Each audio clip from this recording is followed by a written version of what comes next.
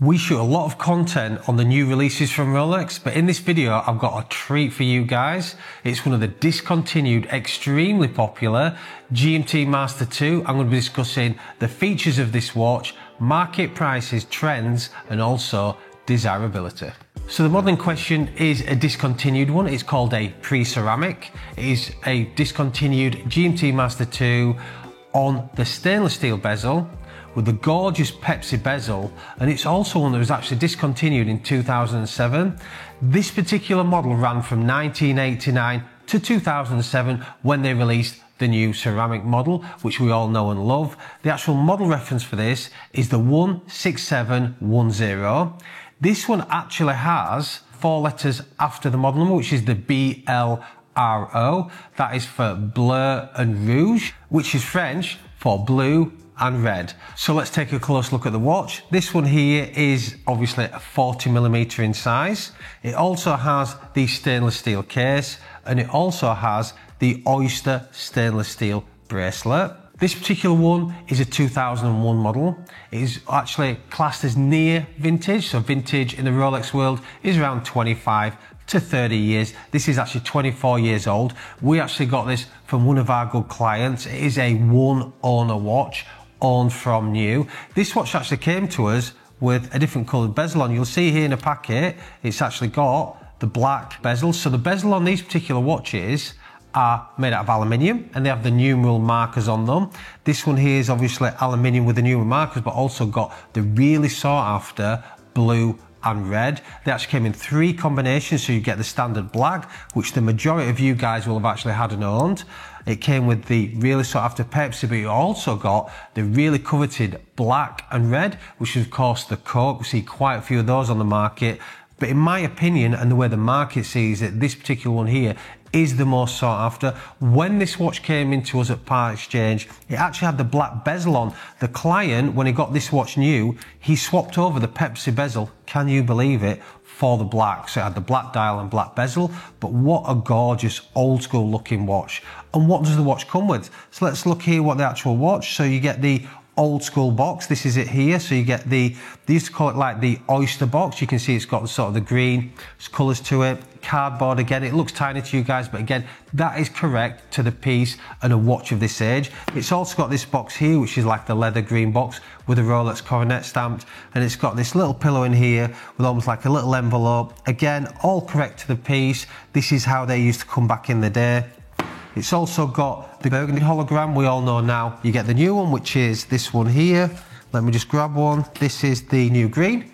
This is what we all know and love. This is how it used to be back in the day. You used to get the actual burgundy coloured one. You also get the swing tag. Again, we all know it comes with a white swing tag now, which is actually got the model and serial on. This one here, it's actually got the sticker on. That's again how they used to do it back in the day. So it has the model, the serial, and what have you on there, and it also has the BLRO, which tells you it is a Pepsi and a genuine Pepsi.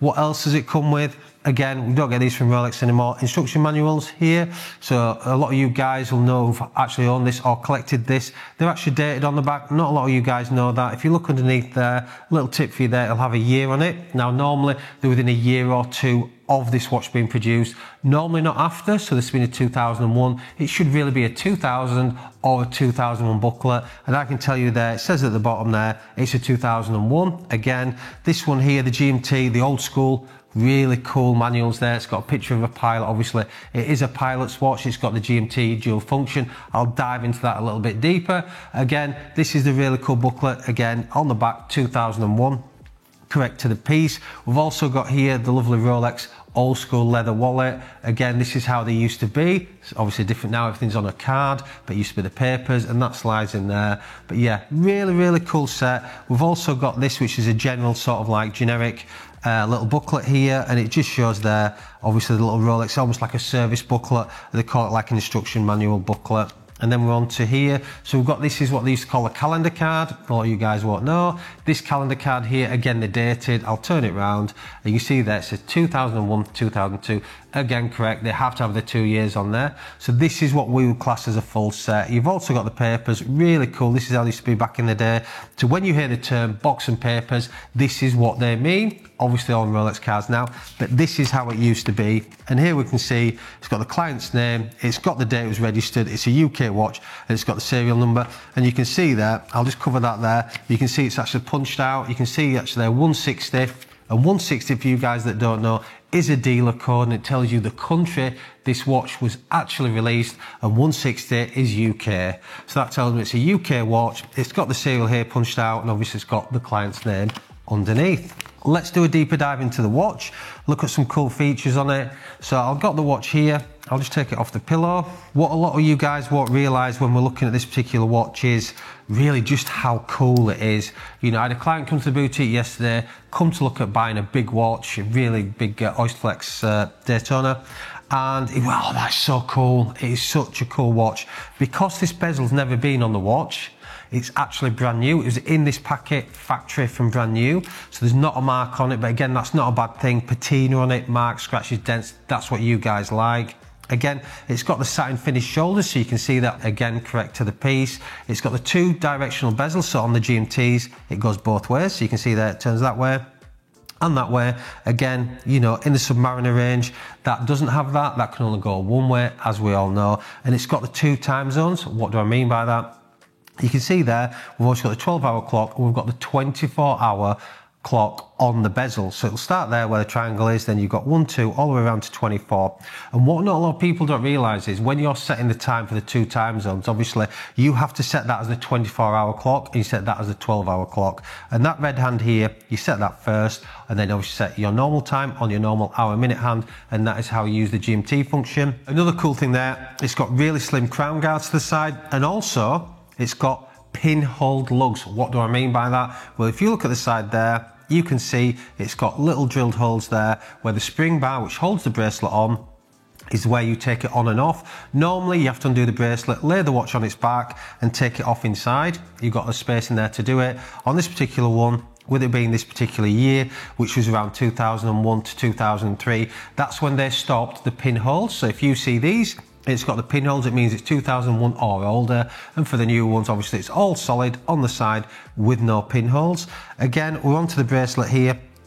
You guys might not see that on camera, but it's actually got hollow center links, again, correct to the piece. That changed shortly after this, is shortly after 2001, and they have the solid center links. And the problem with that over years is if you can't find a nice condition one that's being worn every day, as they were back in the day, they do stretch and wear. So if you look at there, look at the side of the watch there, you can see the bracelet is nice and straight, and you can also see there's not much sag. And the problem with them being hollow back in the day, they used to eat into each other. And what I mean by that is you'd get loads of play, so you'd move the bracelet and they'd literally wobble like that, and they'd turn like that. So that basically means obviously it's been well worn, and obviously the bracelet needs replacing at some point. Another cool feature, and probably one of the things that I don't like about this particular watch, is the small clasp. So if you look at the clasp on this watch here, you can see how small it actually is. Look how tiny that clasp actually is.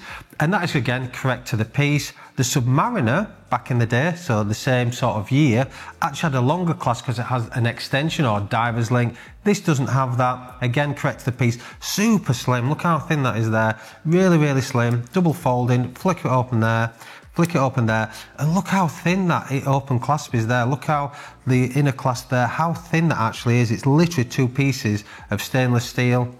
It's got a slight indentation there, and that's actually slightly exposed there, and the shape on it there with them protruding, when it folds into, you can see there, it actually folds over, clips together, and clips together again. And what a lot of you guys might not notice is you can actually date the bracelet separate from the watch. So this particular bracelet has 2 letters and 1 number, and from that I can actually date the bracelet on this watch separate from the watch head, just the bracelet.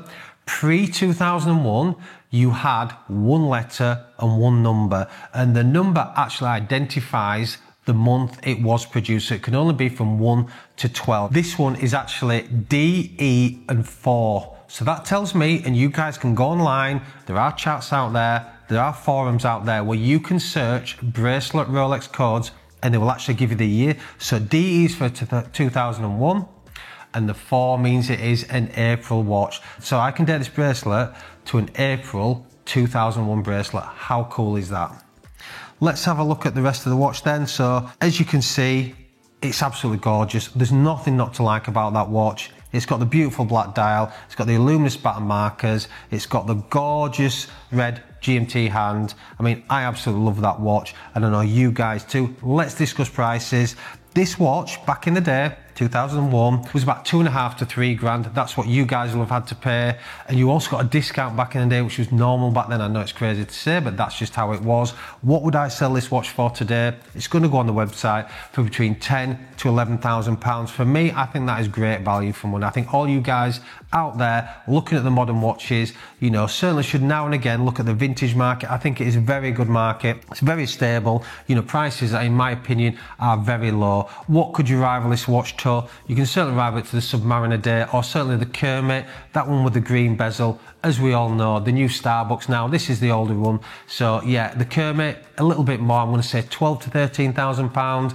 And obviously, you know, the Submariner again, you know, they're slightly less. So this actually sells for more than the Submariner Date or No Date of the same year. They're more like 8 or 9,000 pounds in my opinion. What's really cool about the GMT, last thing here is actually the bracelet. If you have a look there, they're all satin finished. We all know that the new GMT now has the polished center links, whether you get the Oyster or the Jubilee bracelet, and this one has the satin finish, which I think it was why it's so popular back in the day, just like the Submariner. Very hard wearing, you know, very easy to wear and not worried about marking. And do you know what it is? I think that's a proper watch. I think it's one of the coolest watches we've had in the LWC for some time.